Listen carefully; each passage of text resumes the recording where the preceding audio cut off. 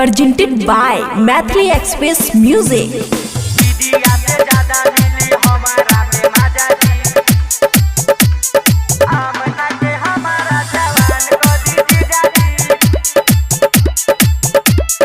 खुशी recording studio बलुआहा।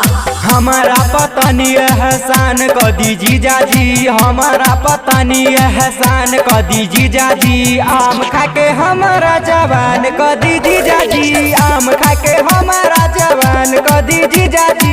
दीदिया से ज्यादा मिली हमारा में माजा जी, दीदिया से ज्यादा मिली हमारा में माजा जी। आम खाके हमारा जवान क दीजी जाजी, आम खाके हमारा जवान क दीजी जाजी। DJ good Madhubani, DJ good Madhubani. दीदिया से ज्यादा मिली हमारा में माजा जी, माजा जी। आम खाके हमारा जवान क दीजी जाजी। जाली जब ट्यूशन बुझाता सस पीसन ह, दूरे से देहिया निहारेला जी। छोट बाटे ढांचा का लागत बनी बाचा हाँ, दूरे से देहिया निहारेला जी।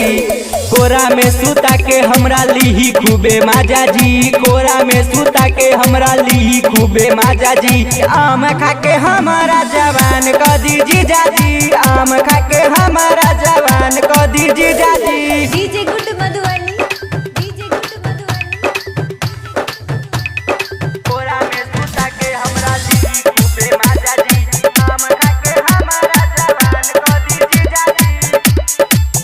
काहे करेली बहाना खिया दीना बनाना बेटाई खूबे माजा जी। हम देत बानी से बारवा दे दी तनी में, बाकी साली में हक होला आधा जी। ऋतिक सब संग ऐलान कर दीजी जाजी, राजा यादव संग पलान कर दीजी जाजी। आम खाके हमारा जवान कर दीजी जाजी, आम खाके हमारा जवान कर दीजी जाजी। खुशी रिकॉर्डिंग स्टूडियो बलुआहा।